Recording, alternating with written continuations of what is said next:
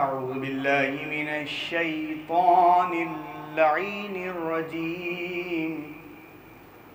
بسم الله الرحمن الرحيم. الرحمن علم القرآن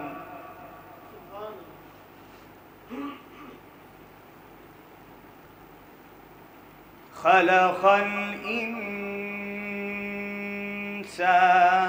علمه البيان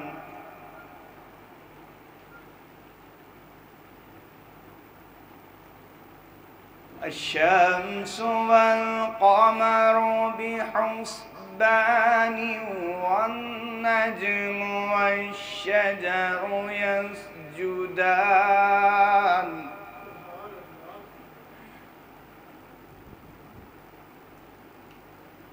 والسماء رفعها ووزع الميزان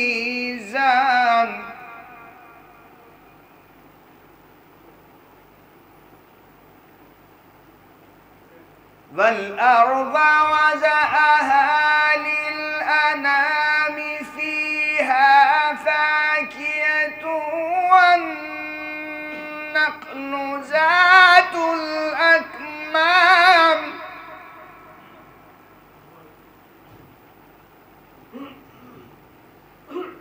والحب ذو العصف والريحان فبأي آلاء ربكما تكذبان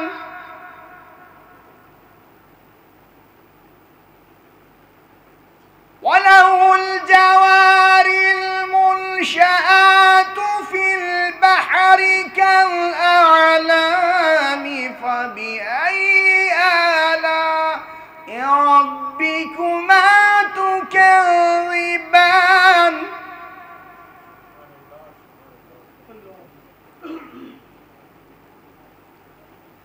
الشمس والقمر بحسبان والنجم والشجر يسجدان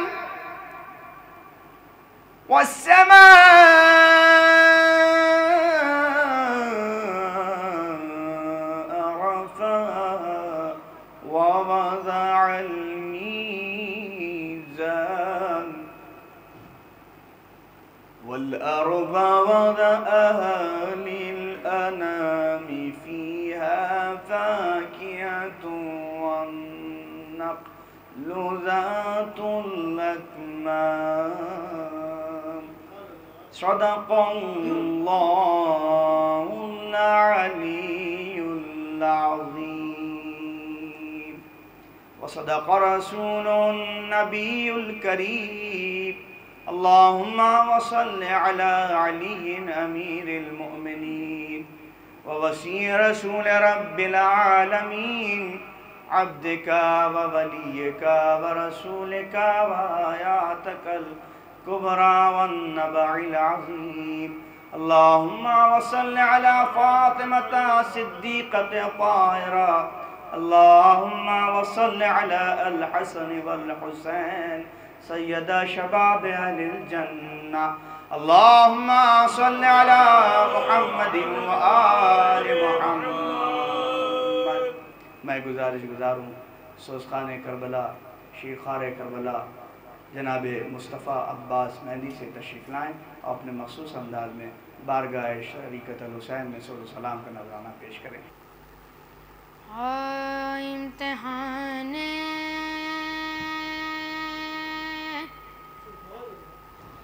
आशिक़ी में कैफ़ पाते हैं हुसैन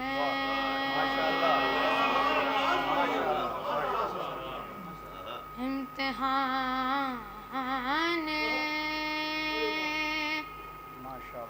आशिक़ी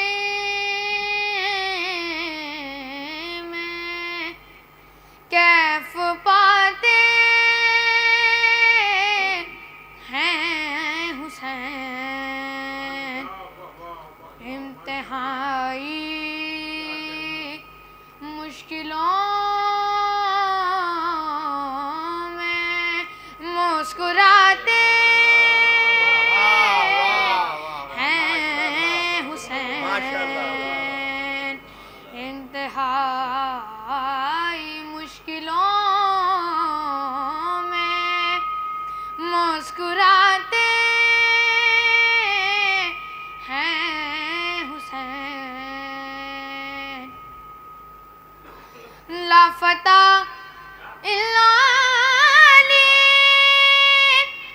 ला सैफिल्ला ज़ुल्फ़िकार,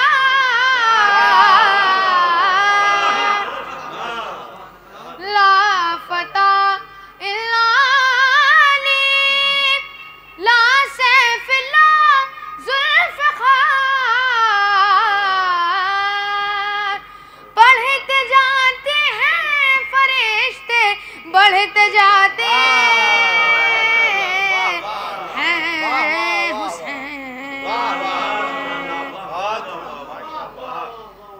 लापता इल्ला ला सैफिल्ला ज़ुल्फ़िकार। बढ़ते जाते हैं फरिश्ते, बढ़ते जाते हैं हुसैन। इम्तिहान आशिक़ी में कैफ़ पाते हैं हुसैन।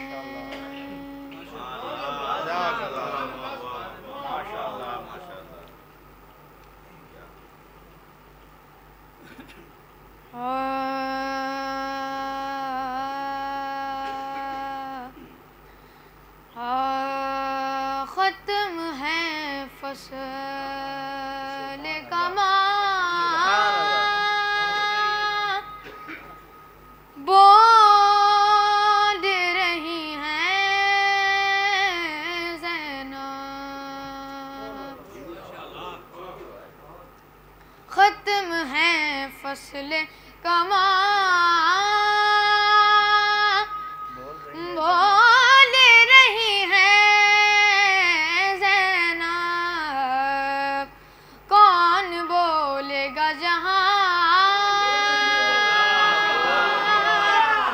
बोल रही हैं ज़ैनब। कौन बोलेगा जहाँ बोल रही हैं ज़ैनब। तीरों शमशीरों से ना या के सितम के लश्कर, तीरों शमशीरों से ना या के सितम के लश्कर। थक गई सबकी ज़बान, बोल रही हैं ज़ैनब।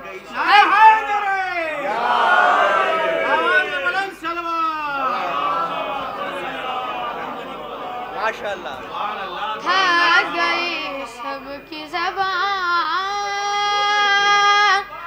बोल रही हैं ज़ैनब। चुन रहा है अदबे नहज बलागा अल्फाज़। चुन रहा है अदबे नहज बलागा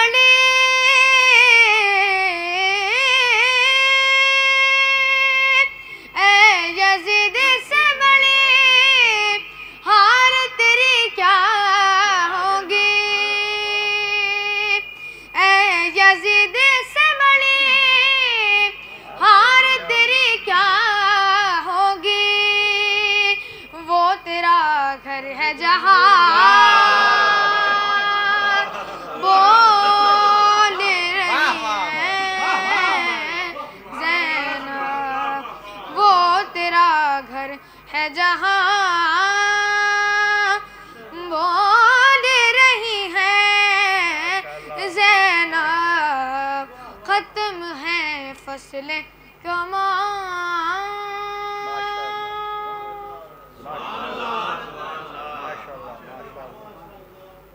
एक कलाम मुसाहिब से ज़ोर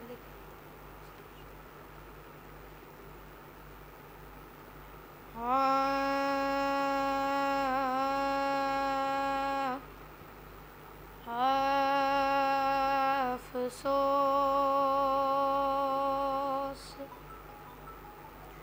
नबीज़ादियों का शाम में जाना,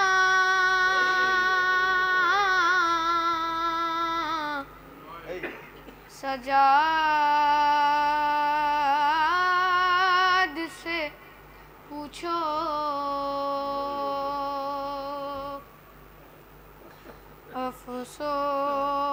अफ़सोस नबीज़ादियों का शाम में जाना, सजाद से पूछो सरनंगे वो माँ बहनों का बाजार में जाना,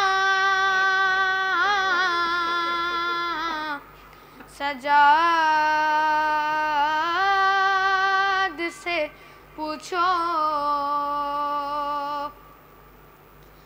छुपती थी नबीज़ादी, नबीज़ादी के पीछे किस शर्मो हया से, और शिम्र का उन बीबियों के नाम बताना,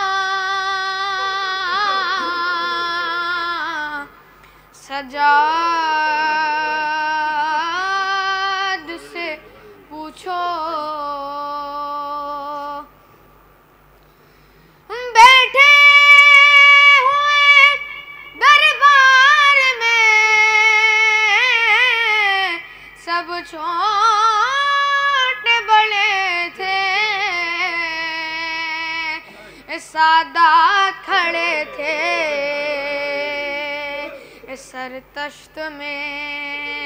सरतश्त में रखा हुआ ज़ैनब को दिखाना,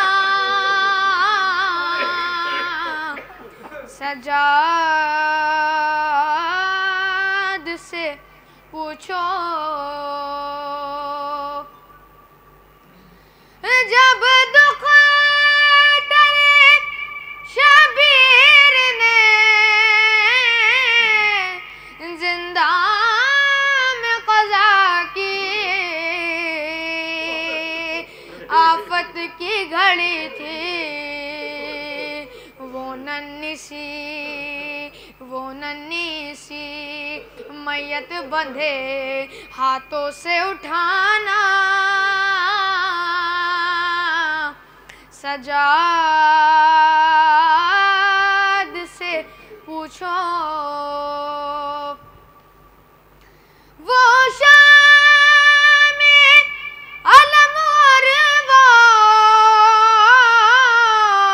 तमाचों की वो बौछार, वो बच्ची के रुखसार अब्बास को रो रो के सकीना का बुलाना, सजाद से पूछो सर बाप का गोदी में लिए मर गई बच्ची, लश्कर गई बची मुँह बाप के मुँह पर से सकीना का हटाना। सजाद से पूछो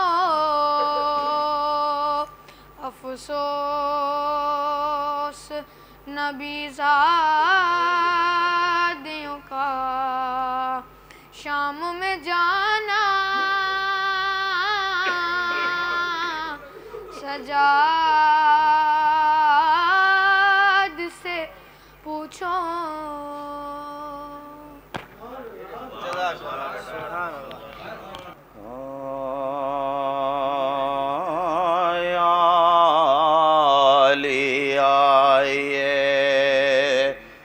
जिंदा में हरम रोते हैं या अली आइए। जिंदा में हरम रोते हैं। कात्ल शब्बीर हुए कुश्ते गम रोते हैं। बेड़ियाँ पहने असीराने अलम रोते हैं। और हश्र हो जाता है जब मिल के बहम रोते हैं। सर को जब पीट के चिल्लाते हैं वाए हुसैन, दर दीवार से आती है सदाए हुसैन। दरो दीवार से आती है सदाए हुसैन। सर पे चादर भी नहीं और शाह सफदर भी नहीं। हाल कैसे कहें अब्बास से दिलावर भी नहीं। जे को सब देखे जीते थे वो अकबर भी नहीं। और किसे गो दियो में चांद सा असगर भी नहीं। ले किसे गोदियों में चांद सा असगर भी नहीं। हाँ फकत बाकी हैं मुँह अश्कों से धोने वाले। रह गए पीटने को कैद में रोने वाले।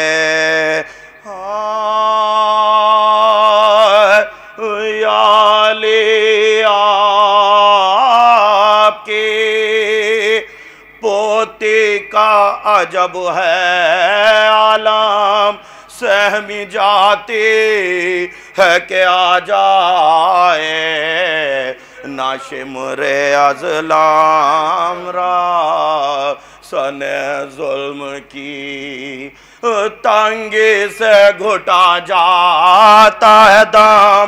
और नन्हे हाथों से करे बाप का क्यों कर मातम।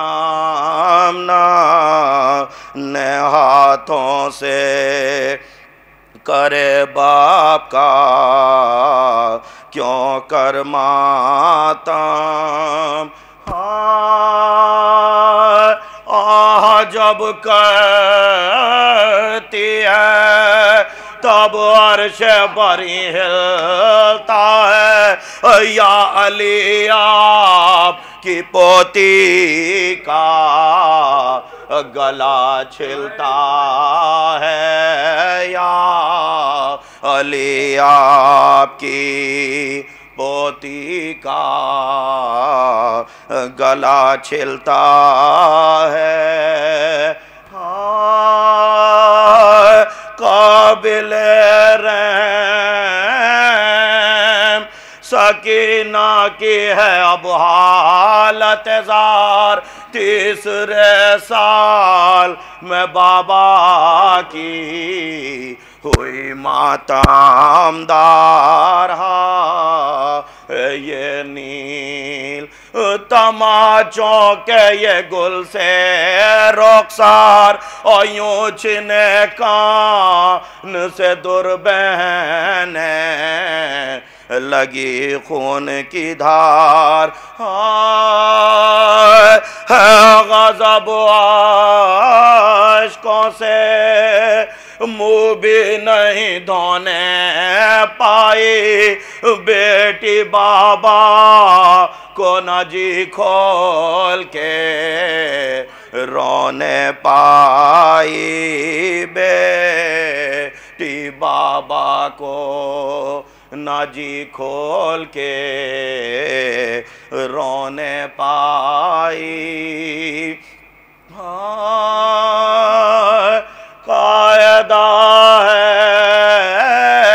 कि यतीमों पे तरस खाते हैं, गोद में लेते हैं, समझाते हैं, बहलाते हैं, खाना खिलवाते हैं, पानी उन्हें पिलवाते हैं या तमाचों पे तमाचे इसे खिलवाते हैं। ये सितम बेनते शहंशाह मदीना के लिए सैलियाँ शेम्र की और बाली सकीना के लिए।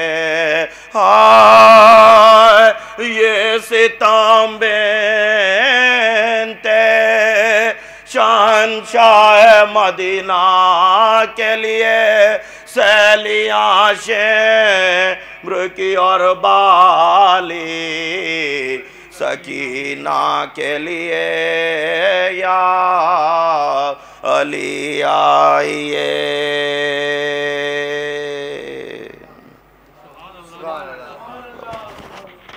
खुद ही उल्टा बयान देने लगे, खुद ही उल्टा बयान देने लगे, बेसबब इम्तिहान देने लगे, तेरे खुतबों के ख्वाब से सज्जाद बेनमाजी भी अजान देने लगे। सलवात।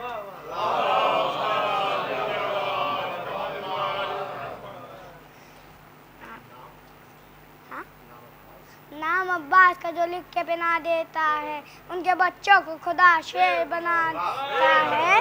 अपने बच्चों को सिखाते नहीं मातम हम लोग, नाम अब्बास का खुद हाथ उठा देता है।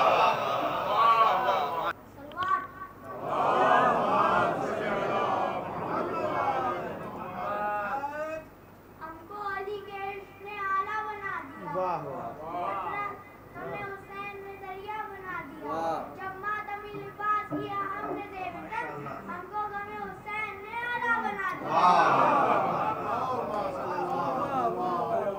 भेजा नहीं था शेर को जंग के ख्याल से, भेजा नहीं था शेर को जंग के ख्याल से, लग जाती वरना आग नहर में जलाल से, कट कट के गिरे जुल्म के परचम जमीन पर, तेरा आलम जवान है तो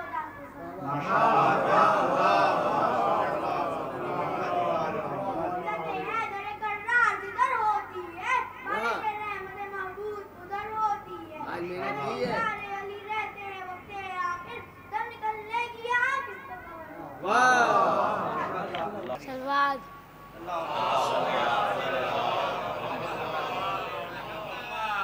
बेशक अली के लाल की मेहनत है करबला, जहरा के ख़ानदान की दौलत है करबला, जो भी या हुसैन का ज़व्वार बन गया और बन गया कोई कोई मुख्तार बन गया। सलवात।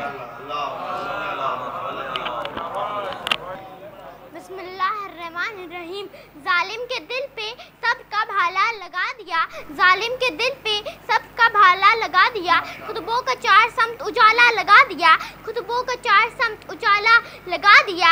अब फिर कोई यजीद ना बैठेगा तख्त पर, अब फिर कोई यजीद ना बैठेगा तख्त पर, ज़ैनब ने कसर शाम पे ताला लगा दिया।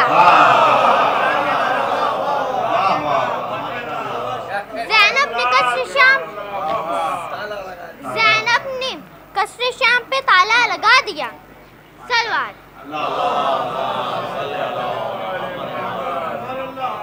करम हुसैन का लाया है हुर नहीं आया, करम हुसैन का लाया है हुर नहीं आया। सजा का डर हो तो मुजरिम फरार होता है, सजा का डर हो तो मुजरिम फरार होता है। भरी न जाए जो खाके शिफा से मांग इनकी, भरी न जाए जो खाके शिफा से मांग इनकी। इबादतों का अधूरा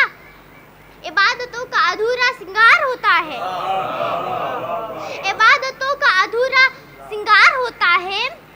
इमामे असर है महवे तवाफ़े क़ब्र हबीब, इमामे असर है महवे तवाफ़े क़ब्र हबीब। यहाँ चराग पर सूरज निसार होता है, यहाँ चराग पर सूरज निसार होता है। दबा के दांतों में दरिया चले हैं यूं अब्बास, दबा के दांतों में दरिया चले हैं यूं अब्बास, के जैसे शेर के मुंह में शिकार होता है, के जैसे शेर के मुंह में शिकार होता है। चमन में यूं ही गुलाबों का रंग सुर्ख नहीं, चमन में यूं ही गुलाबों का रंग सुर्ख नहीं। किसी का खून शरीके बहार होता है, किसी का खून शरीके बहार होता है। सलवात।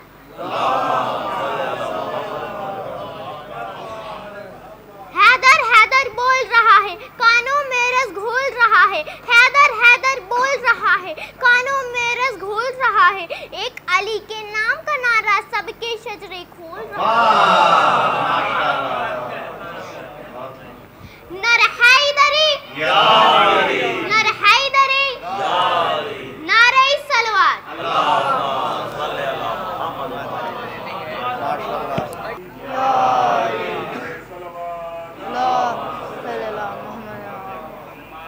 शिकवा है मुझे उनसे जो मातम नहीं करते, शिकवा है मुझे उनसे जो मातम नहीं करते। बनते हैं मुहिब चश्म को पूर्णम नहीं करते। कैसे समझ लूँ गम शब्बीर है दिल में, कैसे समझ लूँ गम शब्बीर है दिल में। जो लोग की ताज़ीम में मुहर्रम नहीं करते। गम होता अगर दिल में तो इजहार भी होता, गम होता अगर दिल में तो इजहार भी होता। तुम कैसे आज़ादार हो मातम नहीं करते, तुम कैसे आज़ादार हो मातम।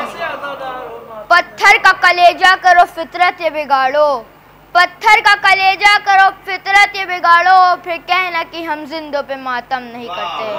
सलवात।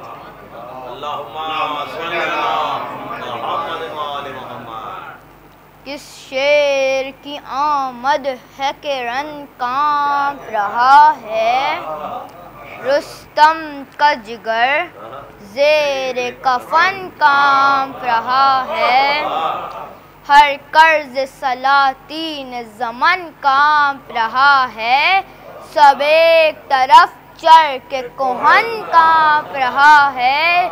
शमशीर बकफ देख के हैदर के पिसर को जबरील लरसते हैं समेटे हुए पर को। है शोर फलक का कि ये खुर्शीद अरब है। इंसाफ ये कहता है कि चुप तर के अदब है। खुर्शीद फलक पर तबे आरिस का लक़ब है। ये कुदरत रब कुदरत रब कुदरत रब है। हर एक अब इसकी शरफ़ो जा को समझे। इस बंदे को वो समझे जो अल्लाह को समझे। पंजे में अब्दुल्लाह है तो बाजू में है जाफ़र। ताअत में मुल्क खून में हसन जोर में हैदर।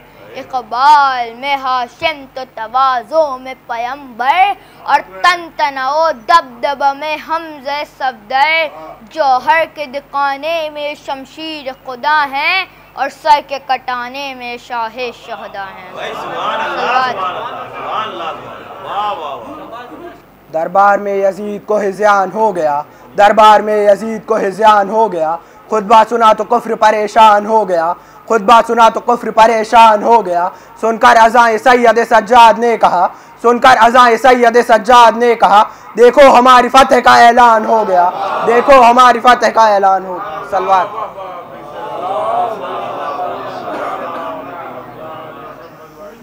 न मोहब्बत न मुवद्दत न विला मांगी है, न फ़ज़ाइल न फजीलत न चना मांगी है, न कभी नुसरत इस्लाम की दौलत मांगी, न तलवार चलाने की अदा मांगी है, न जर्रार न कर्रार न खैबर का अलम, न जर्रार न कर्रार न खैबर का अलम, न आँखों की मुसीबत में शिफा मांगी है, न कभी नफ्सी मांगा न शबे हिजरत जा, न कभी नफ्सी मांगा न शबे हिजरत जा, न बिस्तर न खालिक की रज़ा मांगी है, न वशम्स का चेहरा न ये वल्लैल की जुल्फ़, न वशम्स का चेहरा न ये वल्लैल की जुल्फ़, न यादुल्लाह न आवाज़ खुदा मांगी है, न यादुल्लाह न आवाज़ खुदा मांगी है, न सुलेमा की वक़ुव्वत न हुकूमत मांगी, न सुलेमा की वक़ुव्वत न हुकूमत मांगी, न अंगूठी न ये दहलीज़ अता मांगी है, न अंगूठी न ये दहलीज़ अता मांगी है, न हज़रत दाऊद का लहजा मांगा, न कभी हज़रत दाऊद का लहजा मांगा, न कभी गैब के पर्दे की सदा मांगी है, न कभी गैब के पर्दे की सदा मांगी है।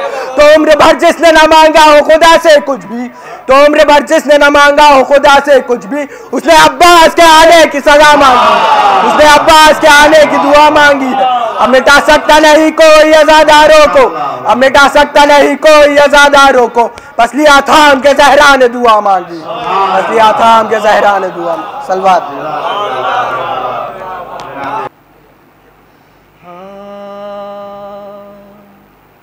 ज़ब्ते गिरिया मातमे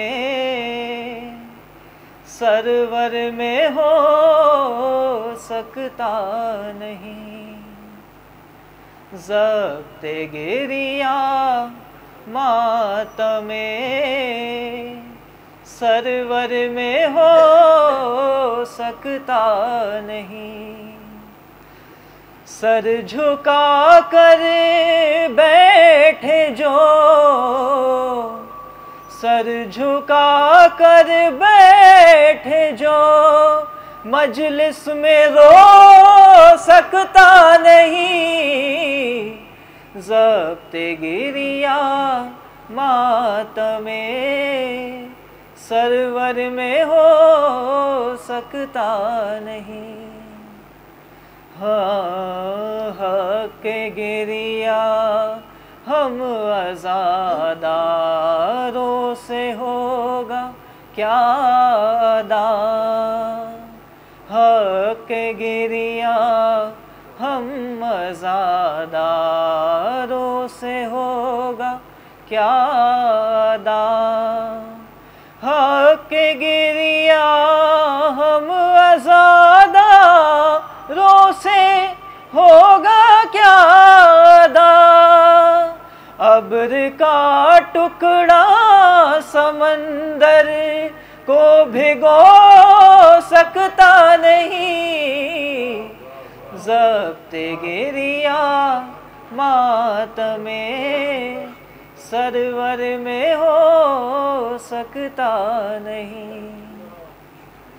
हाँ मुनकिरे मातम के माथे पर है वो दागे सया, मुनकिरे मातम के माथे पर है वो दागे सया, मुनकिरे मातम के माथे पर है वो दागे सया। आबे ज़मज़म से वज़ू भी जिसको धो सकता नहीं। ज़ब्ते गिरिया मातमे सरवर में हो सकता नहीं। हाँ, आतिशे दोज़ख बुझा देता है जब अश्के अज़ा। आतिशे दोज़ख बुझा देता है जब अश्के अज़ा। आतिशे दोज़ख बुझा देता है जब अश्के अज़ा। क्या ये आंसू जुल्म की दुनिया डुबो सकता नहीं। ज़ब्ते गिरिया मातमे सरवर में हो सकता नहीं। हाँ, करवटें जलती ज़मीं पर शह की जिसको याद है। करवटें जलती ज़मीं पर शह की जिसको याद है। करवटें जलती ज़मीं पर शह की जिसको याद है। रोज़े आशूरा तो वो बिस्तर पे सो सकता नहीं। ज़ब्ते गिरिया मातमे सरवर में हो सकता नहीं। एक नारा सलवात।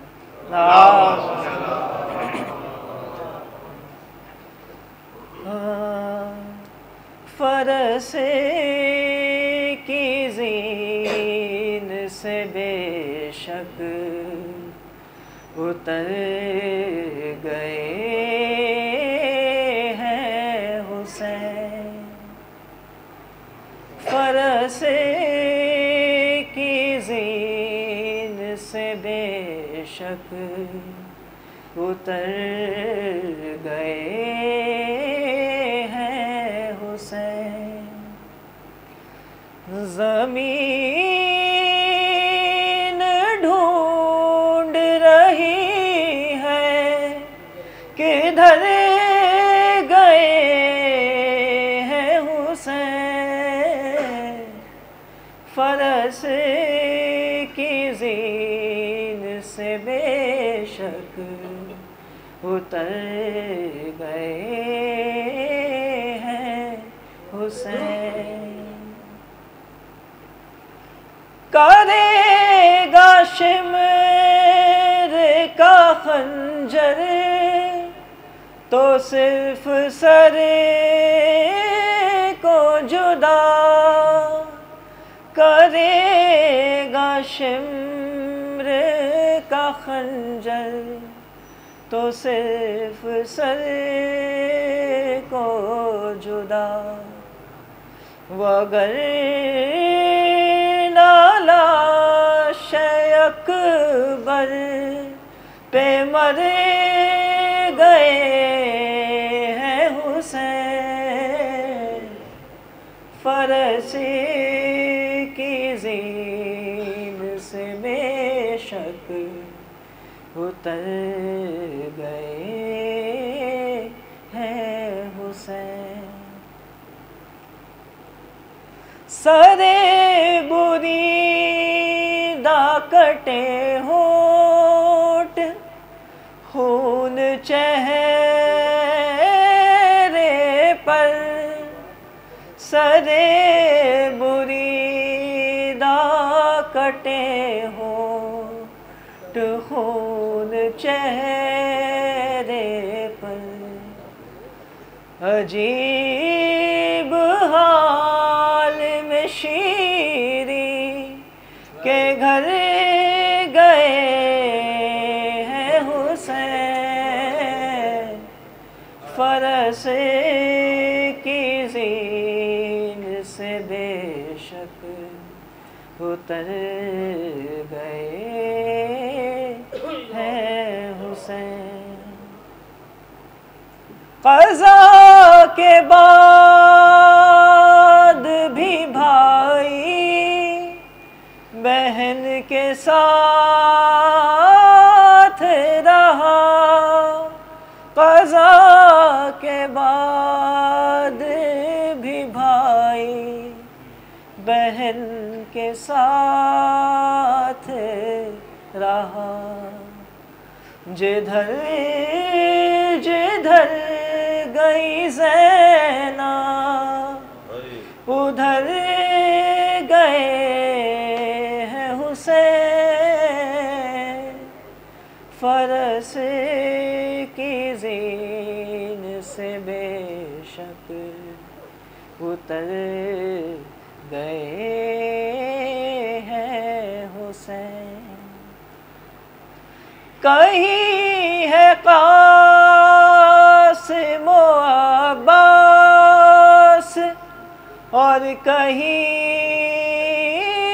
अकबर, कहीं है क़ासिम अब्बास और कहीं अकबर।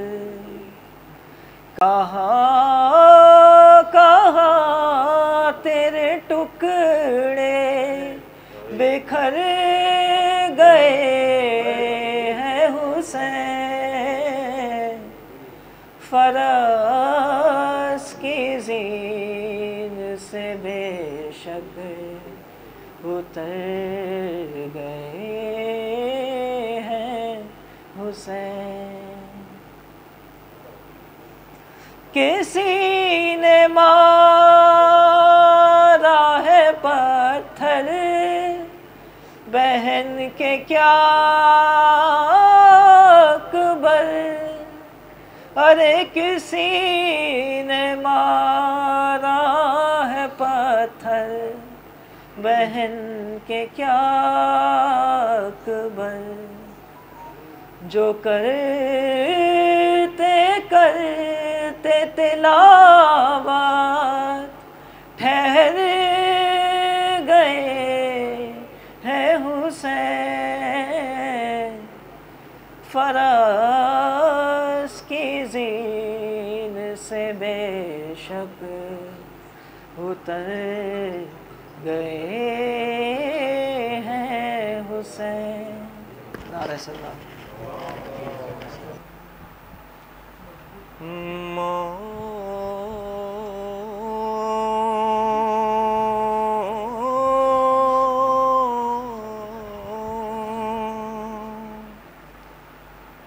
जब साहिबे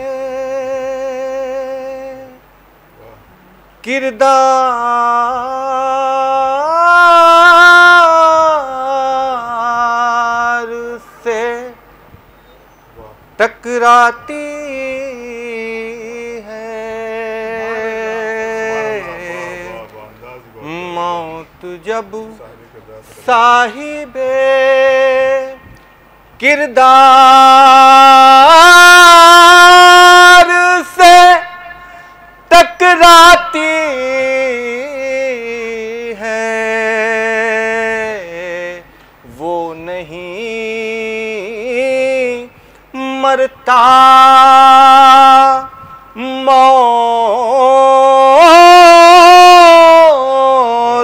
हार जाती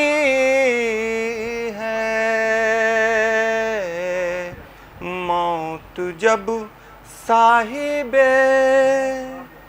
ये तो जरिया है मुलाकात अली का,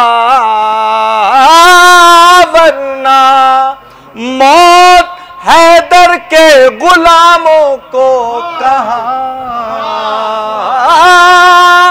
आती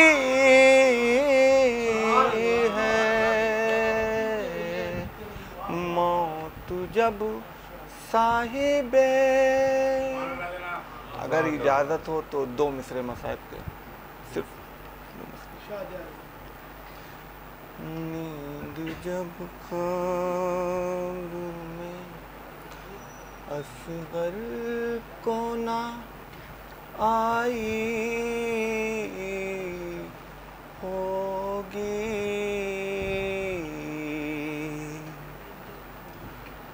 लोरी सहरा की हवाओं ने सुनाई होगी। नींद जब ख्वाब में असगर को ना आई होगी। लू के झोंकों ने सरे दाश्त गुजर कर असगर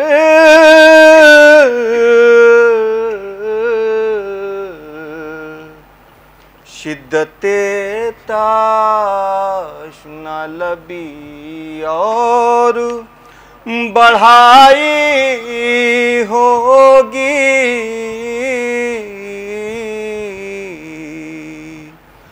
चूम कर हाथ सकीना से ये बोले सरवर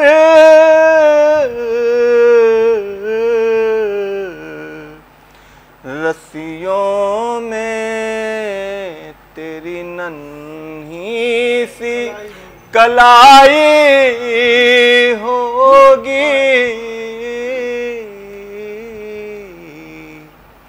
नींद जब ख्वाब में असगर को ना आई होगी।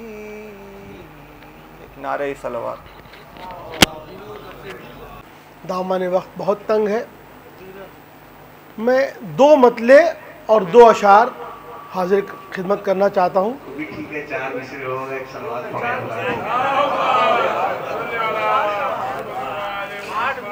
एक दुरूद का सहारा दे हजरात।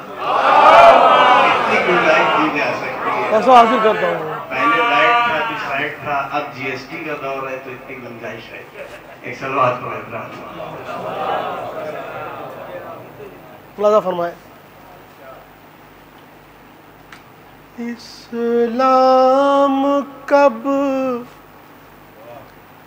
ज़बां से बताया हुसैन ने। बताया हुसैन ने। इस्लाम कब ज़बां से बताया हुसैन ने। बताया हुसैन ने। तवज्जो। कहना जो था वो करके दिखाया हुसैन ने। कहना जो था वो करके दिखाया हुसैन ने। और ये भी देखें हमारे शुआरा, कौलो अमल को साथ निभाया हुसैन ने। मिसरा तवज्जो चाहता हूं। देखिए, कौलो अमल को साथ निभाया हुसैन ने। निभाया हुसैन ने। जो कुछ कहा वो करके दिखाया हुसैन ने। जो कुछ कहा वो करके दिखाया हुसैन ने। तवज्जो चाहता हूं। मिसरा देखें खास तौर से डॉक्टर साहब। मकसद मरे न जिसका वो मरता नहीं कभी। अरे तवज्जो चाहता हूं। मकसद मरे न जिसका वो मरता नहीं कभी। मरता नहीं कभी। ये भी मौरिखों से लिखाया हुसैन ने, ये भी मौरिखों से लिखाया हुसैन ने। सारे अशार छोड़ के ये शेर पढ़ता हूं, खास तौर से मुला फरमा लें ये भी शेर। साबिर बहादुरों में गिना जा रहा है आज, साबिर बहादुरों में गिना जा रहा है आज, गिना जा रहा है आज। तवज्जो ज़ात, कुरान का मिजाज बताया हुसैन ने, कुरान का मिजाज बताया हुसैन ने। कि मेरे मरहूम बड़े भाई अख्तर अब्बास साहब ने ये मजलिस, उसके बानी थे, उन्होंने बना किया था और ये हमारे वालिदैन के ईसाले सवाब के लिए थी। उस कड़ी का मैं ही बचा हुआ हूँ। मैं उनकी नुमाइंदगी तो नहीं कर सकता, लेकिन उनकी जगह आज मेरे बच्चों ने, नौनिहालों ने, नौउम्रों ने जो खिदमत अंजाम दी है, उससे उनकी रूह को बहुत खुशी होगी और अल्लाह जो है इसके सिले में उनको मग़फ़िरत फरमाएगा। और मेरे वालिदैन मरहूम मिर्ज़ा हुसैन और मेरी वालदा मरहुमा रुक़ैया बीबी की रूह को भी सुकून पहुँचेगा। और मुझे और कुछ नहीं कहना है। जो कुछ आप लोगों ने खिदमत की है उसका बहुत बहुत शुक्रिया, तहे दिल से शुक्रिया। और आइंदा भी आप इसमें शिरकत करते रहेंगे और इसको कामयाब बनाते रहेंगे और बीबी फातिमा ज़हरा की तस्कीन का बायस बनेंगे। अस्सलामु अलैकुम। फातिहा।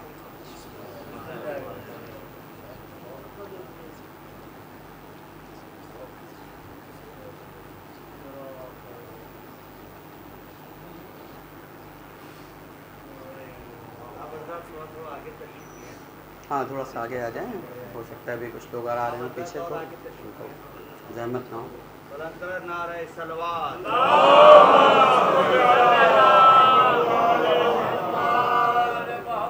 औज़ु बिल्लाहि मिनश शैतानिर रजीम, बिस्मिल्लाहिर रहमानिर रहीम, अल्हम्दुलिल्लाहि रब्बिल आलमीन, वस्सलातु वस्सलाम अला अशरफुल अंबिया वल मुरसलीन व अबुल क़ासिम मुहम्मद। अम्मा बादु फ़क़द क़ाल अल्लाहु तबारक व तआला फ़ी मुहकम किताबिहिल मुबीन व हुवा असदक़ुस सादिक़ीन व क़ौलुहुल हक़। बिस्मिल्लाहिर रहमानिर रहीम, रब्बि ज़िदनी इल्मा। एक सलवात भेजे मोहम्मद।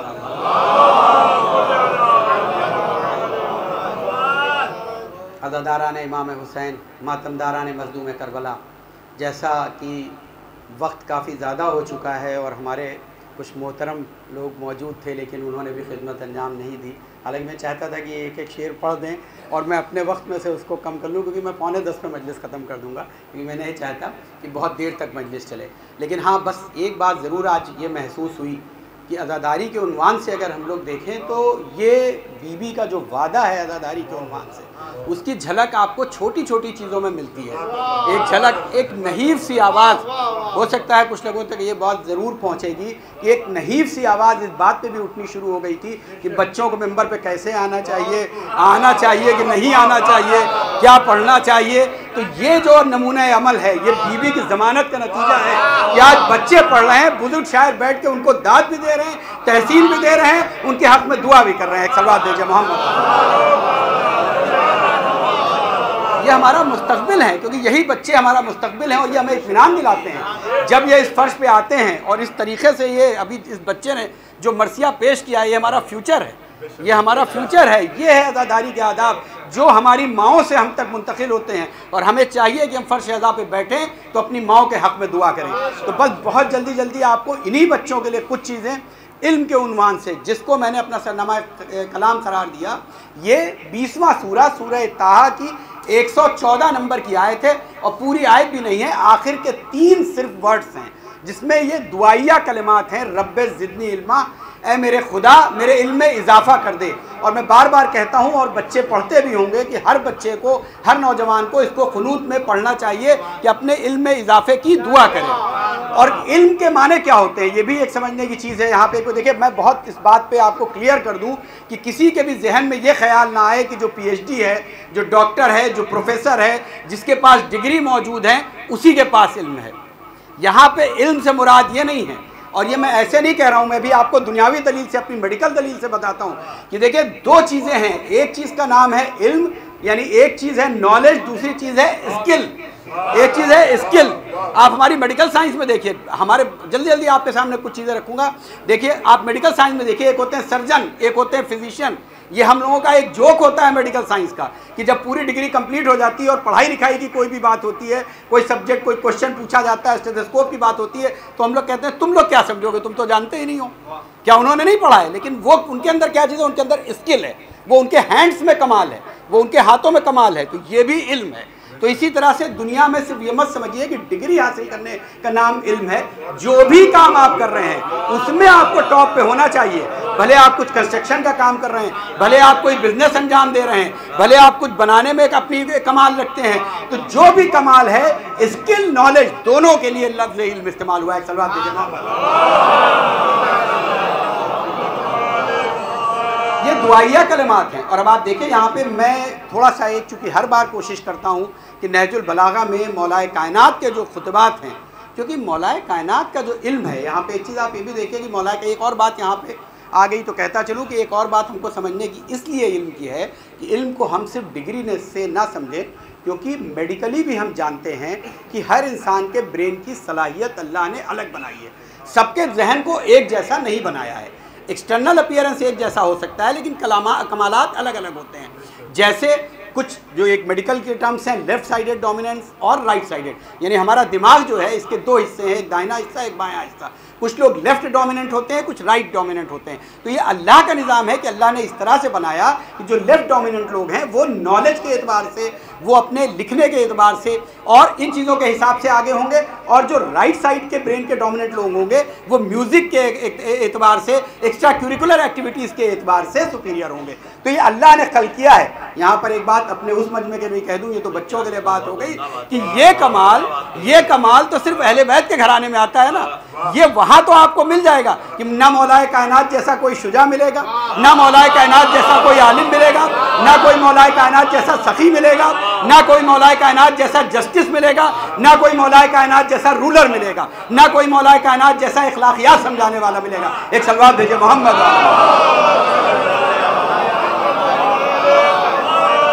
ये तो अहले बैत का घराना है जहाँ आपको सब कुछ मिलेगा। हमारे यहाँ ज़रूरी है कि हम बच्चे की सलाहियत को समझें।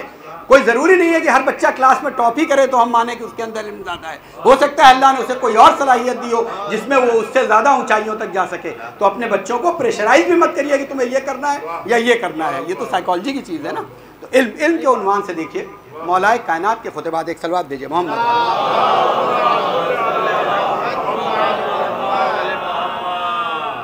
एक और सलवात भेजे मोहम्मद।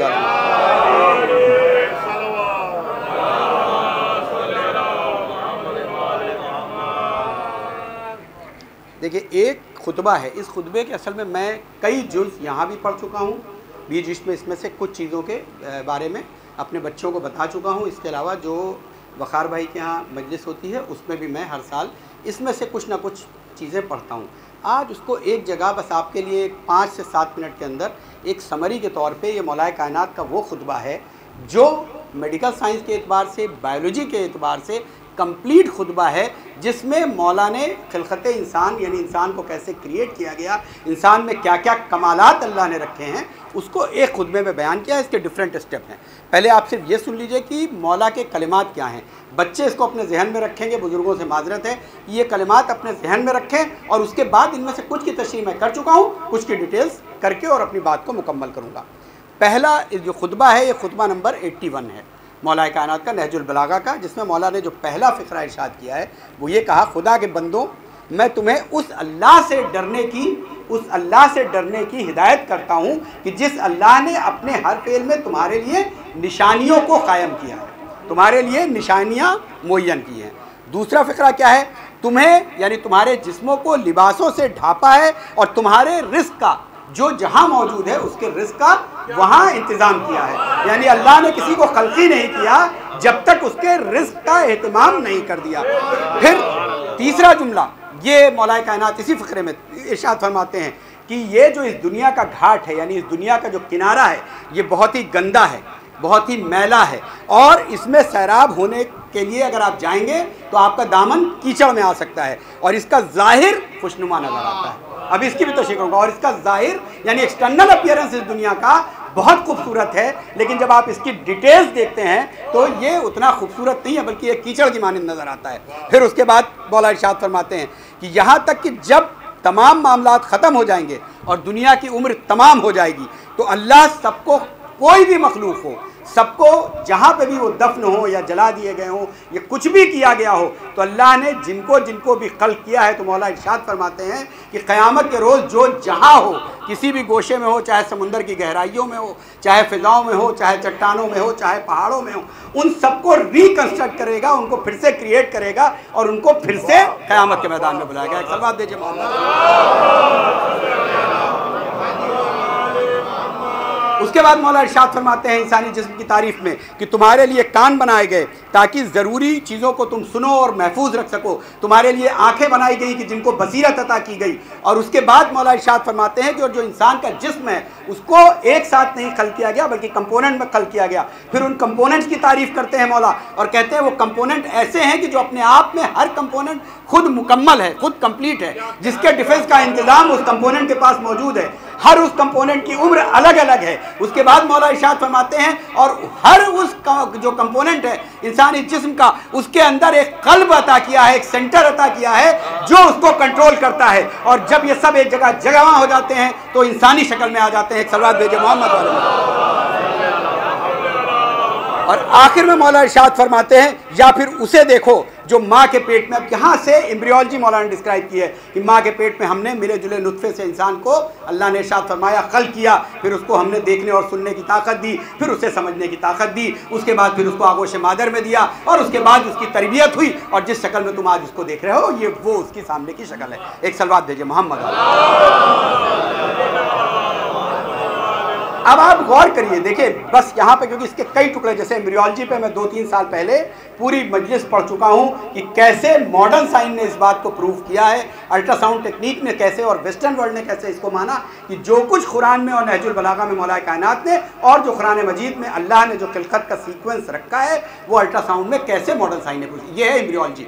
यहाँ पर बच्चों को एक बात मुतवज्जो करिए, अगर आप गौर करिए, देखिए पहला जुमला, पहले में मौला क्या इरशाद फरमा रहे हैं, यानी नॉलेज के उन्वान से शुरुआत कर रहे हैं कि देखो निशानियाँ रखी गई हैं, तुम्हारे लिए निशानियाँ रखी गई हैं, निशानियों को देखते रहो और अपनी नॉलेज में, अपने इल्म में इजाफा करते जाओ। इंसान क्या समझता है हमने ये चीज़ शायद खुद बना ली है, लेकिन ऐसा नहीं है। अगर आप दुनिया में किसी भी क्रिएशन की पूरी मतलब गारंटी है इस बात की और सबूत है कि अगर आप ये देखें कि कोई भी चीज़ अगर इंसान ने खल्क की है तो उसका कहीं ना कहीं आपको नमूना खिलकत में मिल जाएगा, अल्लाह की खिलकत में मिल जाएगा। मैं एक मजलिस में कह चुका हूँ, क्योंकि इस वक्त मेडिकल साइंस के हिसाब से आप देखिए रोज़ बात होती है ना, हमने वेंटिलेटर बना लिया, हमने आर्टिफिशियल सपोर्ट बना लिया, हमने रिस्पायरेशन का सपोर्ट बना लिया, हार्ट का सपोर्ट बना लिया, लंग्स की बाईपास मशीन बना ली जिस पर हम शिफ्ट कर लेते हैं, पेशेंट को ऑपरेट कर लेते हैं, सब कुछ कर लिया हमने, लेकिन मैकेनिज्म क्या है? वो मैकेनिज्म नहीं बदली जो अल्लाह ने बनाई थी। आज भी काम वही है कि ऑक्सीजन को लेना है, कार्बन डाइऑक्साइड को बाहर निकालना है, लंग्स हार्ट का काम वही है कि पूरी बॉडी में ब्लड को पंप करना है। चाहे अल्लाह ने जिस एतबार से बनाया उसको हम मशीन से कन्वर्ट करें। और यहाँ पे ये भी कह दूँ कि फ़र्क क्या है क्रिएटर के क्रिएशन में और हमारे क्रिएशन में। उसने बनाया है, बीमारी हो सकती है हमारी गलतियों के नतीजे से, हमारे जो चीज़ें मना की गई हैं वो खाने पीने से, या जो उम्र का एक सिलसिला है उस उम्र के एतबार से, या जो एक्सटर्नल इन्फेक्शन है उनके एतबार से, वरना निज़ाम ये परफेक्ट है। और जो हमने बनाया है, अगर एक वेंटिलेटर पे एक पेशेंट को शिफ्ट कर दिया जाता है तो हर 2 घंटे पे हमको एक टेस्ट कराना पड़ता है कि अब उसकी आर्टीरियल ब्लड गैस क्या चल रही है, अब ऑक्सीजन ऊपर तो नहीं है, अब कार्बन डाइऑक्साइड ऊपर तो नहीं है, अब ब्लड का पीएच क्या है, और हम उसी को कंट्रोल करते रहते हैं। बेशक इंसान ने तरक्की की है, लेकिन ये हमने जो भी सीखा है ये अल्लाह की क्रिएशंस को देख करके ही सीखा है। सवाल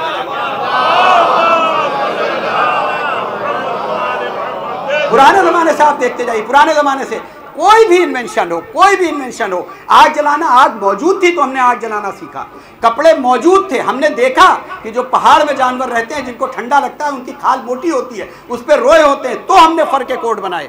उसने एक कीड़ा बनाया, उस कीड़े में रेशम के धागे बनाए। जब वो धागा हमें मिला तो हमें बुनाई समझ में आई कि इसको बुन करके लिबास भी बनाया जा सकता है। जब हमने नदी की तरफ देखा और उसमें देखा कि पटरे तैर रहे हैं, तो हमें समझ में आया कि नदियों से इस पार से उस पार जाया जा सकता है अगर हम कश्ती खल कर ले। हमने दोने को टहलते उस पर जब पानी के ऊपर रवायत करते होते हुए देखा तो हम समझे कि हम बना सकते हैं, नाव भी बना सकते हैं। एक सलवात भेजिए मोहम्मद। ये पहला फिक्रा था। अब दूसरा फिक्रा आप देखिए कि मौला क्या इरशाद फरमाते हैं। मौला ये इरशाद फरमाते हैं कि देखो ये दुनिया जो है, अब ये उससे हट जाइए। मैं इस वक्त जो बात कर रहा हूँ ये बच्चों से गुफ्तगू कर रहा हूँ, और एक मैं अक्सर कहता हूँ ये बात कि एक डिस्क्लेमर होता है, ईमान अकीदत हम क्या हैं वो तो बिल्कुल हम हैं, वो हमारा अकीदा है। जो कुछ लिखा है, जो कुछ कहा है हमारे रसूल ने, जो हमें कुरान ने बताया, वो हमें उसे मानना और हमारा मुकम्मल उसके ऊपर। लेकिन लोगों को समझाना, छोटे बच्चों को भी समझाने की हमें एक दुनियावी एतबार से भी चीज़ों के लिए कोशिश करनी है। तो ये जो लफ्ज़ इस्तेमाल किया गया और बेशक उसका जो एक और फ़िलासफ़िकल माने होगा वो तो ये होगा कि दुनिया बहुत ख़राब चीज़ है और आखिरत बहुत अच्छी चीज़ है। एक तो ये माने हैं जो कि एक सामने की चीज़ है जो रोज़ बयान की जाती है और दुनिया, लेकिन बच्चे अब ठीक है भाई क्यों ख़राब है, यहाँ ये मुराद नहीं है। ये मौलाए कायनात ने साइंटिफिक एतबार से ये दूसरा फ़िक्रा कहा है।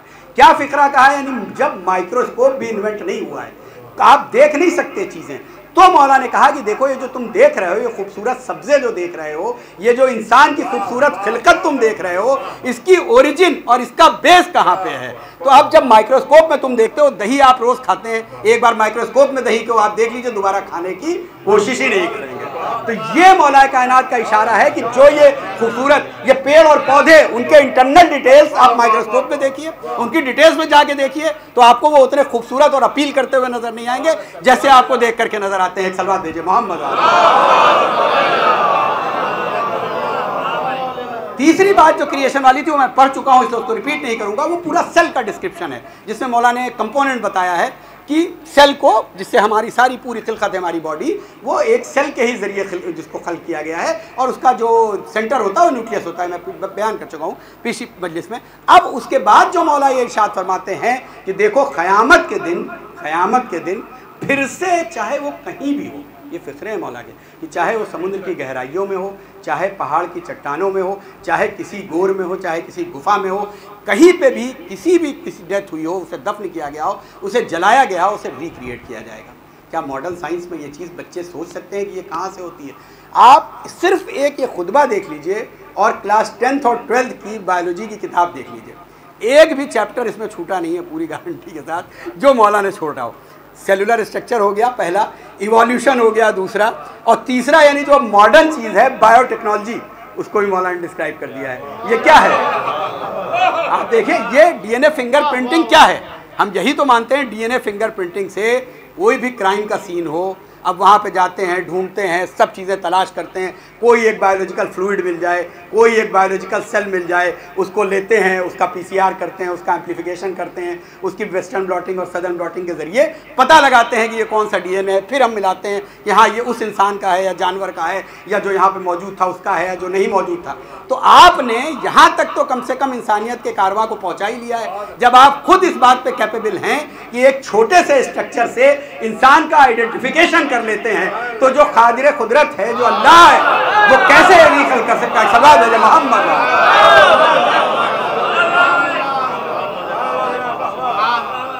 तो ये है मौलाए कायनात। तो बस मैं इसीलिए ये सिर्फ एक मुतवज्जे करता हूँ बच्चों को कि ये छोटी छोटी से पूरा खुतबा देखिए। मैंने कहा इसके बाद का जो सेंटेंस है एम्ब्रियोलॉजी का वो मैं पढ़ चुका हूँ, तो पूरी अपने खुतबे में मौला ने पूरी बायोलॉजी, और इसी तरह से ये एक गोशा है फिज़िक्स, एस्ट्रोफिज़िक्स, केमिस्ट्री, मौलाए कायनात ने। और उसके बाद जो हमको दूसरा मिलता है वो छठे इमाम से मिलता है कि छठे इमाम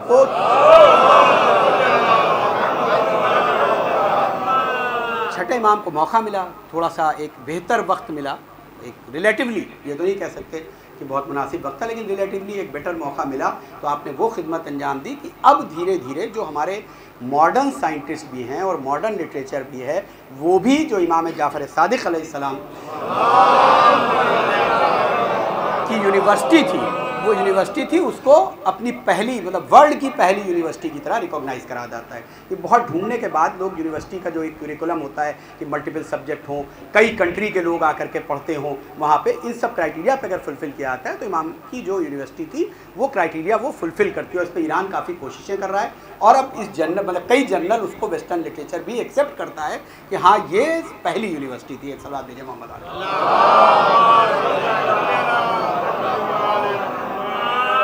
बस मैंने ये बच्चों को अपनी तरफ अटेंशन देने के लिए और कुछ सुनाने के लिए कुछ चीज़ें बताई थी। अब दूसरा पहलू ये है कि एक बात और होती है जो एक हम लोगों के दिल का सबका जो यहाँ बैठे हैं सबका एक दर्द है।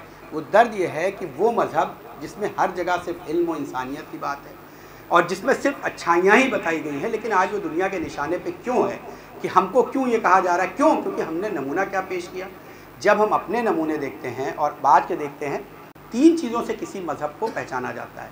पहली चीज़ है उस मज़हब की टीचिंग क्या है, दूसरी चीज़ यह है कि उस मज़हब को पहुंचाने वाला, उस मज़हब को लोगों तक पहुंचाने वाला रहनुमा कौन है, फिर आगे उसके रहनुमा कैसे हैं और कैसे इस मज़हब को लेकर आगे बढ़ रहे हैं, और तीसरी चीज़ उस मज़हब के मानने वाले कैसे हैं, उनका किरदार और उनका कैरेक्टर क्या है।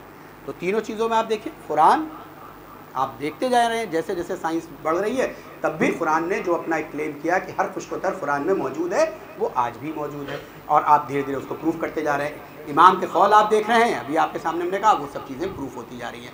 अब सेकंड है कि हमारे रूलर का अपीयरेंस।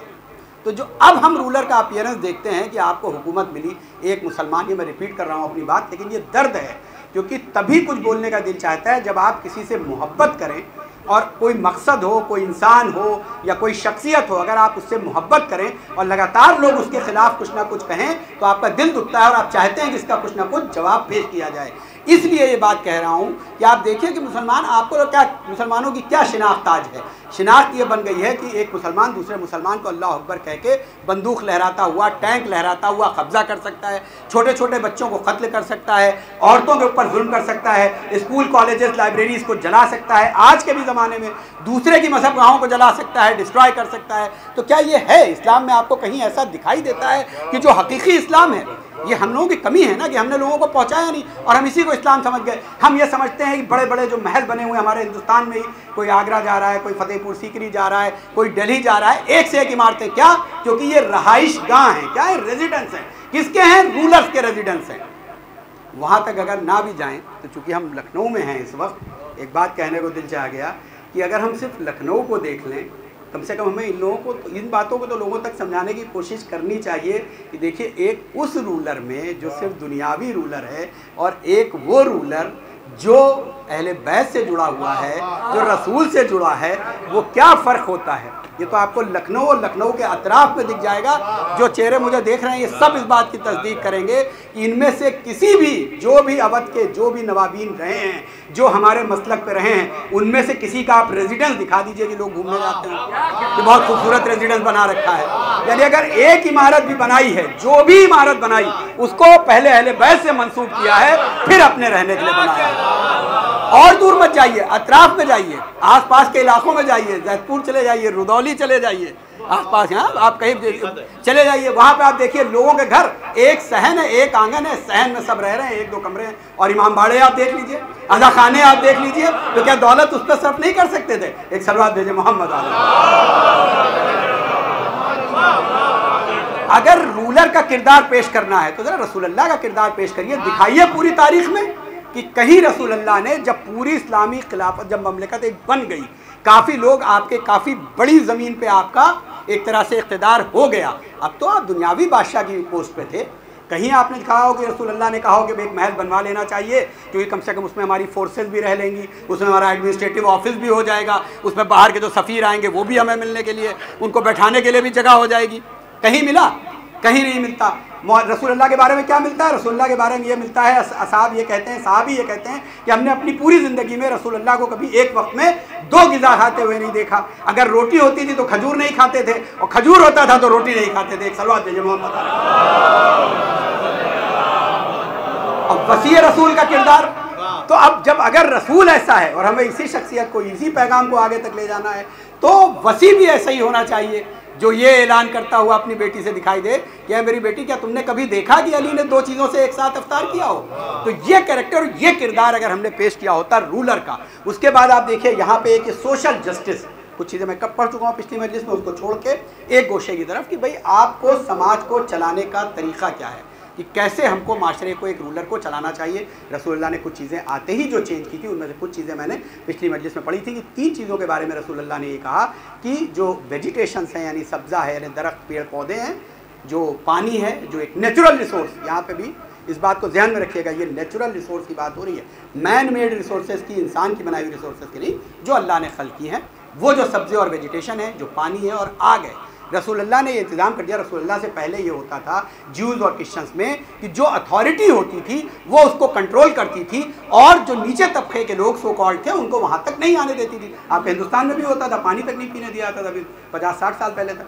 लेकिन ये रसूलुल्लाह ने पहला इंतज़ाम किया, और जो खुतबा बयान किया उसमें इरशाद फरमाया कि देखो ये तीनों चीज़ें ऐसी हैं जिस पर किसी का कंट्रोल नहीं होगा, और हर एक को इजाज़त होगी कि इसको बराबर से इस्तेमाल करे। ये पेश किया। मगर अब यहाँ पे एक और चीज़, देखिए ऐसा नहीं है, हर चीज़ को मेहनत पे बड़ा जोर दिया है इस्लाम ने। मतलब इन सब चीज़ों का ये मतलब नहीं है कि बस हम घर पे बैठे हैं और ठीक है, बस वो बिल्कुल सही है, दुआ तो हमारे लिए सब कुछ है, लेकिन बिना मेहनत के, बिना कुछ मशक्क़त के बहुत ज़ोर दिया है इस्लाम ने, डिग्निटी ऑफ लेबर पे बहुत ज़ोर दिया है। तो ये जो वेजिटेशंस के लिए, जो वाटर के लिए और जो आग के लिए अल्लाह ने, रसूलुल्लाह ने जो एक चीज़ मुंतखब की, मौलाए कायनात के ज़माने में एक वाक़या मिलता है, जब आपका ज़ाहिरी इक़्तिदार है तो कुछ लोग आते हैं मौलाए कायनात के पास, और मौलाए कायनात से ये कहते हैं कि मौला, जो हमारा इलाका है उस इलाके में पानी का कोई इंतज़ाम नहीं है, वहाँ पे पानी का कोई इंतज़ाम नहीं है, बिल्कुल सूखा पड़ा रहता है, तो हमें क्या करना चाहिए? तो मौलाए कायनात ने इरशाद फरमाया कि जाओ और अपने पूरे कबीले में, अभी आइए ना मनरेगा आपके यहाँ, कि खुद ही नहर बनाइए और कुएँ, और उनको जो है वो कॉम्पनसेट भी करिए। मौलाए कायनात ने ये नहीं कहा कि आदमी बुलाओ और उन्होंने कहा नहीं, अपने उसी कबीले में जाओ, लोगों को तलाश करो, लोगों को बताओ कि पानी की रिसोर्स की कमी है, जो स्किल चाहिए उसके लिए, जो नॉलेज चाहिए कि कैसे ये नहरें खोदी जाएंगी, उसके लिए लोग बुलाओ, फिज़िकल लेबर तुम लोग करो, और जब पूरा फिज़िकल लेबर कर लो, पानी का पूरा इंतज़ाम हो जाए, पूरा पानी का इंतज़ाम हो जाए। अब यहाँ मौला के जुमले बदल जाते हैं। तब मौला कहते हैं लेकिन जब पूरा तुम इंतज़ाम कर लो, एक तो पहले ऐलान करो, जाओ एक एक घर में जाओ, नौजवानों को, सबको, और सबको बुलाओ कि देखो पूरे इलाके की परेशानी है, किसी एक घर की परेशानी नहीं है, पूरे कबीले की परेशानी है, तो सबका एक कलेक्टिव एफर्ट चाहिए, सबको मिल करके मेहनत करनी है, तो पानी का इंतज़ाम करना है। फिर देखो ठीक है, वो आ जाते हैं, और आने जब पूरा तुम्हारा ये इंतज़ाम हो जाए पानी का, अब मौला इरशाद फरमाते हैं लेकिन तब ये ध्यान रखना कि जो लोग साहिब हैसियत थे, या जिनके अंदर इतनी फिजिकल पावर थी कि वो आए और मेहनत करें, लेकिन अगर उन्होंने तुम्हारे इस काम में कंट्रीब्यूट नहीं किया तो उनको इस पानी में शेयर मत देना। एक सलवात भेजिए मोहम्मद। आप देखिए इस चीज़ को, बहुत बहुत डेलिकेट चीज़ है, तो इस चीज़ को इनकरेज नहीं किया है कि नहीं ठीक है बस अब बाकी लोग कर लेंगे, बाकी लोग तो कर ही रहे हैं, तो हमें कुछ करने की ज़रूरत नहीं। तो जो जहाँ है, ये मौला ने इरशाद फरमाया, इसीलिए मौला ने बार बार अपने खुतबात में इरशाद फरमाया है कि देखो लोग गरीबी सिर्फ इस वजह से हैं क्योंकि जो अमीर हैं वो उनका हक़ अपने पास रखते हैं। तो ये सोशल जस्टिस हमेशा मौला ने अपने पूरी तबलीग और अपने बयान में किया। तो ये हो गया, एक तो हो गई नॉलेज यानी हमारी किताब, दूसरी हो गई जो हमारे रूलर का कैरेक्टर और किरदार होना चाहिए। मौलाए कायनात के और वाक़यात हैं, जंग के उन्वान से देख लीजिए, कभी आपने पहल नहीं की है, सादगी के एतबार से देख लीजिए कि हमेशा अब मिलता है कि 1 या 2 लिबास आपके पास थे, खाना आपका ये था कि जौ की रोटियों को अपने जानों पे तोड़ करके और नमक के साथ आप नोश फरमाया करते थे, और लिबास ऐसे पहनते थे कि मस्जिद में आके असहाब कहा करते थे कि या अली ठंड बहुत है, आपने ऐसा लिबास पहन रखा है। तो मौला कहते थे कि जब तक मेरी पूरी ममलकत, रूलर ये होना चाहिए। क्यों? देखिए एक और बात ध्यान रखिएगा, एक बात और ध्यान रखिएगा, इस्लाम ने इस चीज़ को बिल्कुल मना नहीं किया, ये बिल्कुल अगेंस्ट चीज़ हो जाएगी। मतलब ऐसा बिल्कुल नहीं है कि हमें कहा गया है कि नहीं आप गरीबी में रहिए और आप अच्छे कपड़े ना पहनिए और आप अच्छा खाना ना खाइए, या जो आपकी हैसियत है जिसके लिए आपने मेहनत की है जायज़ तरीके से और आपने कुछ हासिल किया है, और जिसका जो हक़ है, अगर किसी का कोई हक़ नहीं रखा है तो आप सब कुछ बनाई गई। कुरान में बार बार अल्लाह कह रहा है कि ये नहरें हमने तुम्हारे लिए बनाई हैं, ये जो पेड़ पौधे बनाए हैं, सब्ज़े बनाए हैं, ये जो नेमतें बनाई हैं, सब तुम्हारे लिए बनाई हैं, बस उनको उस तरह से इस्तेमाल करो जिस तरह से हमने कहा है। तो ये बिल्कुल मतलब नहीं है कि मौला कायनात ऐसे क्यों है, क्यों? रूलर का फ़र्क बताया है। मौला ये कहते हैं क्योंकि मैं रूलर हूँ, मैं इनका हाकिम हूँ, तो मेरा पहनावा और मेरा रहना उस आखिरी शख्स की तरह होना चाहिए जो इस लाइन में सबसे पीछे खड़ा हो। यानी जब तक सबके जिस्म पे मुकम्मल लिबास ना हो जाए, जब तक सबके घर पक्के ना हो जाएं, तब तक मौला का घर पक्का नहीं हो सकता है। सलवात भेजे मोहम्मद।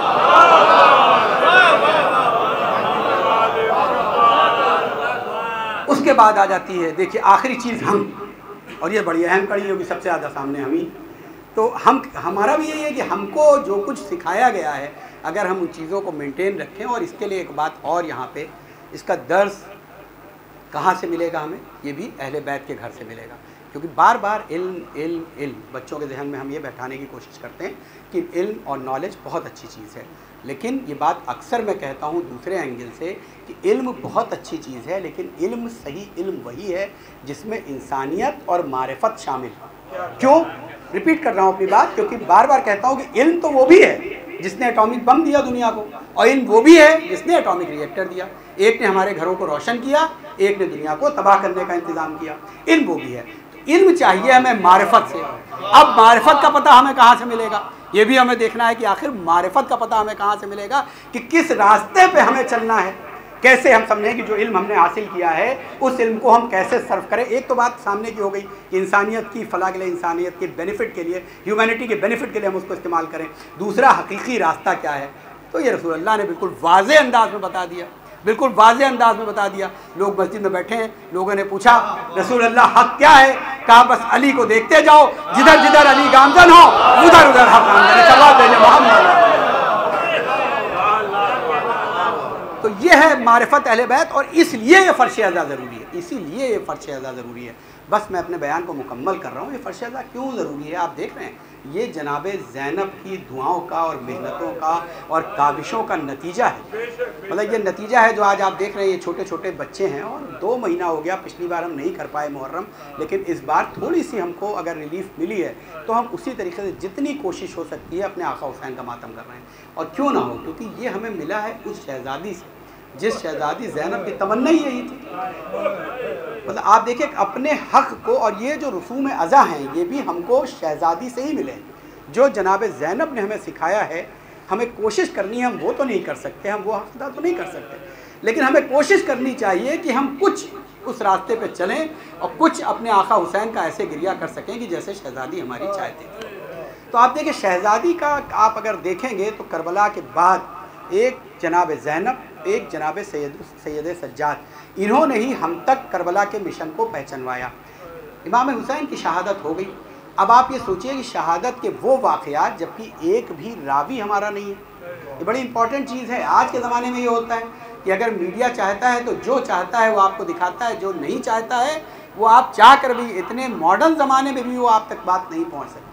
तो आप सोचिए कि यजीद के ज़माने में जब उसने उस वक्त पूरे इस्लामी ममलिकत पे कब्ज़ा कर रखा है, एक 72 प्यासों का काफ़िला एक दश्त में, यानी जहाँ कोई देखने वाला नहीं है, कौन सा मल्टी मीडिया उस समय मौजूद है, कौन सी ऐसी इलेक्ट्रॉनिक मीडिया या प्रिंट मीडिया या क्या चीज़ वहाँ मौजूद है कि वहाँ के वाक़यात हम तक आ जाएँ। कैसे आए हैं? 2 ही मोतबर रावी हैं वाक़यात करबला के, एक जनाब ज़ैनब और एक जनाब ज़ैनुल आबिदीन। जो भी चाहे वो जो मसाइल पढ़ता हो, कोई भी जाकिर कोई भी मसाइल बयान करता हो, किसी रावी का नाम लेता हो, लेकिन हकीकतन अगर कोई रावी है तो वो जनाब ज़ैनब हैं और जनाब ज़ैनुल आबिदीन हैं, और बहुत मेहनतों से पहुंचा है ये वक्त। आप सोचिए जनाब ज़ैनब की उम्र, जब आप करबला से भी मैं मसाइल पे आऊँगा, पहले जनाब ज़ैनब क्या मशक्क़तों का अंदाज़ा लगाइए। आप हिस्ट्री जब पढ़ेंगे थोड़ा सा जहन हो सकता है एक बार सोचने में मजबूर हो जाए, लेकिन ये फैक्ट्स हैं, तो ये फैक्ट्स आपको, अब हमारे बच्चों को पता होनी चाहिए।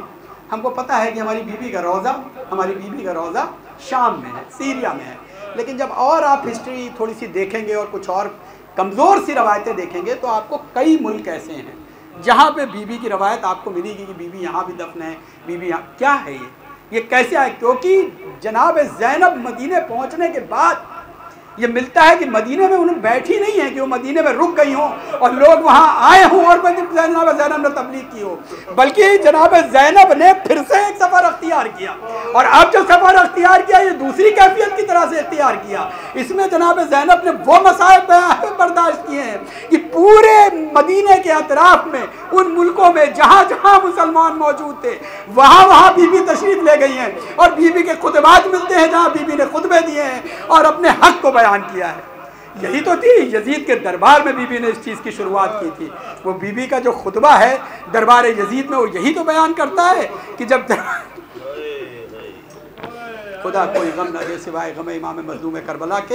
हाँ, जब शाम के दरबार में यजीद मलऊन तख्त पे मौजूद है और ये सादात की बीवियाँ एक कोने में इस तरह से बैठी हुई हैं कि अपने बालों से अपने सरों को छिपाए हुई है, और मंजर ये है कि 6 बरस की बच्ची बार बार उठती है, बार बार बैठ जाती है। जनाब ज़ैनब प्यार करती है, सकीना क्या हुआ?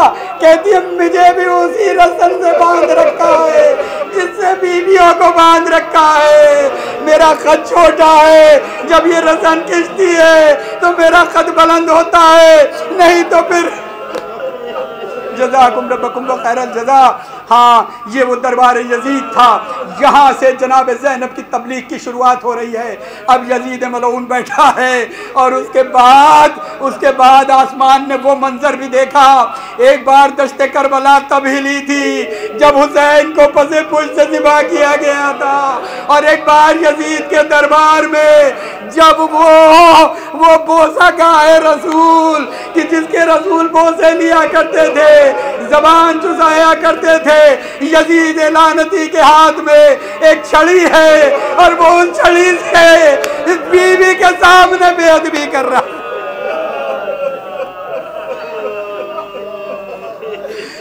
ये वो मौका था जब जनाब ज़ैनब से बर्दाश्त न हुआ। एक मर्तबा जनाब ज़ैनब अपनी जगह से बुलंद हुई और बुलंद होकर के एक बेहतरीन खुतबा अंजाम दिया। ये पहली मजलिस भी कह लीजिए इसको, और अपने हक का ऐलान भी कह लीजिए, क्योंकि ये सदर ममलकत है। पूरी दुनिया के जहाँ जहाँ इस्लाम मौजूद है, सफ़ीर उस दरबार में मौजूद थे और हर तरफ तलवारें खिंची हुई थी। लेकिन उसमें अली की शेर दिल बेटी एक मर्तबा उठी और यजीद को मुखातिब करके कहती है, ऐ मेरे जद के आज़ाद करदा गुलाम के बेटे यजीद। आप जानते हैं ना, ये आपके सामने है कि ये उसका एंसेस्ट्रल कि तुम किसके बेटे हो, किसकी औलाद हो। यजीद को पहले याद दिलाया। उसके बाद बीबी ये कहती हैं कि तुम जो ये समझ रहे हो कि आज तुम कामयाब हो और तुमने जो ये जुल्म हम पर किया कि हमें करबला के दश्त में भूखा और प्यासा शहीद कर दिया, हम औरतों को इस तरह से कैद कर लिया कि तुम्हारी ये जो कनीज़ें तुम्हारे पास खड़ी हैं, ये जो तुम्हारे साथ तुम्हारी बीवियां खड़ी हैं, ये तो पर्दे में हैं, लेकिन अली और फातिमा की बेटी रसूल की नवासी अपने बालों से अपने सर को छुपाए हुए और तुमसे तुम्हारे दरबार में मुखातिब हो। मैं तुमसे कलाम करती, लेकिन तुमने जो ये गुस्ताखी की है इसका जवाब देना मेरा फर्ज है।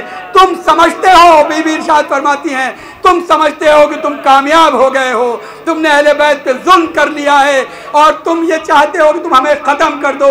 लेकिन याद रखना, अल्लाह ने कुरान में इरशाद फरमाया है, अल्लाह कुरान में इरशाद फरमाता है कि अल्लाह जालिमों को ढील देता है, अल्लाह उनकी रस्सी को ढीला रखता है। तो ये और कुछ नहीं है, तुम्हें मोहलत दी जा रही है और तुम अनकरीब ये पाओगे कि तुम्हारा तख्त भी नेस्तो नाबूद हो जाएगा, तुम भी नेस्तो नाबूद हो जाओगे। और अहले बैत जैसे थे, उनके कमालात अल्लाह की नज़र में जैसे थे वैसे ही रहेंगे। हाँ अजीज़ों, आपने सुन लिया। बस यहाँ पे सिर्फ एक चीज़ समझने की ये है, ये किसका दरबार है? ये मदीना नहीं है, ये शाम का दरबार है।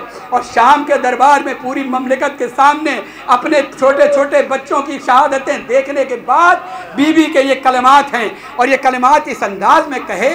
अब इसका असर ये सिर्फ ये नहीं है कि एक कलमा है, जितने दिन बीबी कैद में रही हैं। यहाँ एक बात और सुन लीजिए कि बीबी कैद में रही, और उसके बाद हम आसानी से पढ़ लेते हैं कि एक दिन ऐसा आया कि फिर यजीद ने बुलाया, कहा कि हम चाहते हैं कि आपको रिहा कर दें।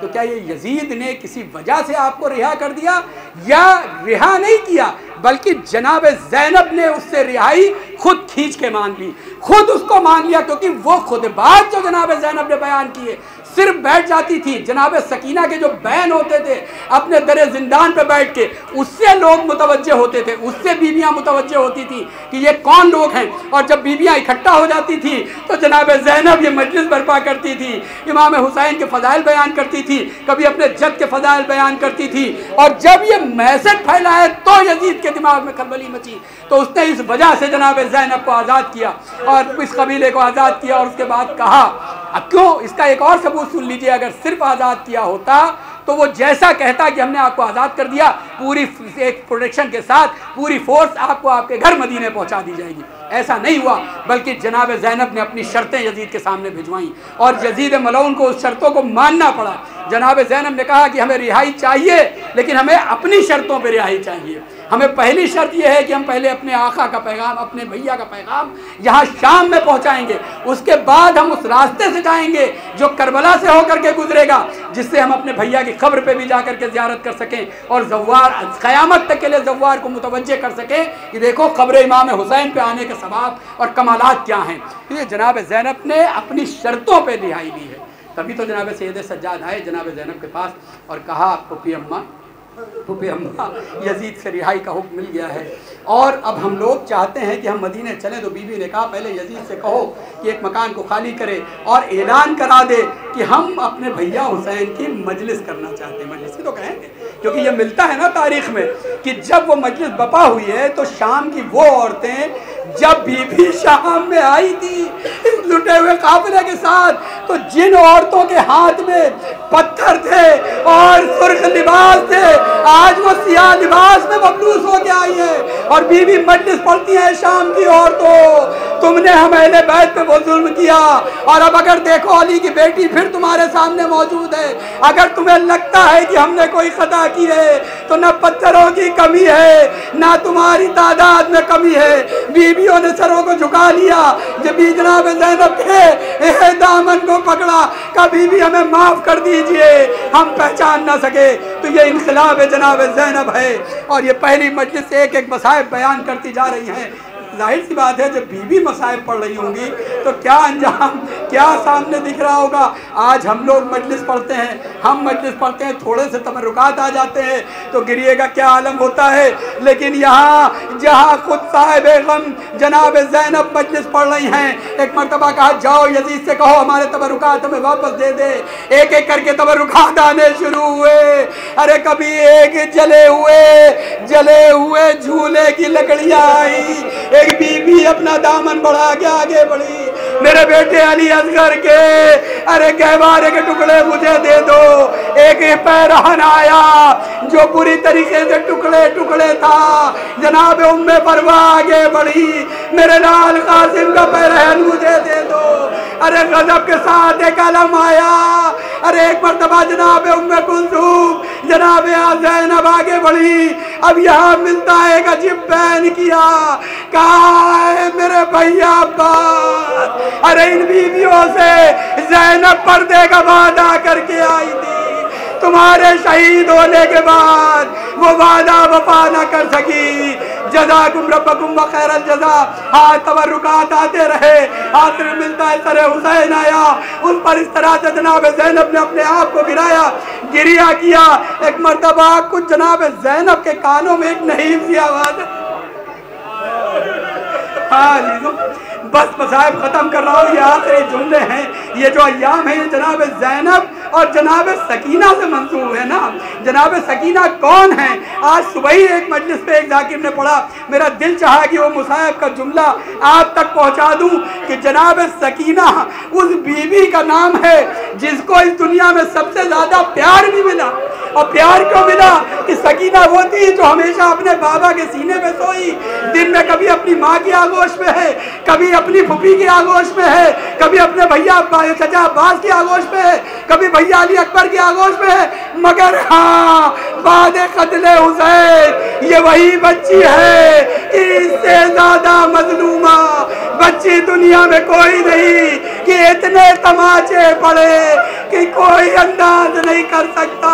हाँ अजीजों, बस एक मरतबा एक नहीम सी आवाज़ आई, जनाब ज़ैनब ने ध्यान से सुना, भैया की आवाज़ थी, कहा है बहन ज़ैनब, अरे मेरी लाडली बच्ची सकीना कहाँ है? एक मरतबा आगोश में सर को लिया, बीबी जिंदान की तरफ गई, बाकी बीबियाँ बीबी के पीछे पीछे, सरे हुसैन लिया, खबरे सकीना पे रखा, भैया ज़ैनब को माफ कर देना, तुम्हारी अमानत का ख्याल न कर सकी। वाह वाह।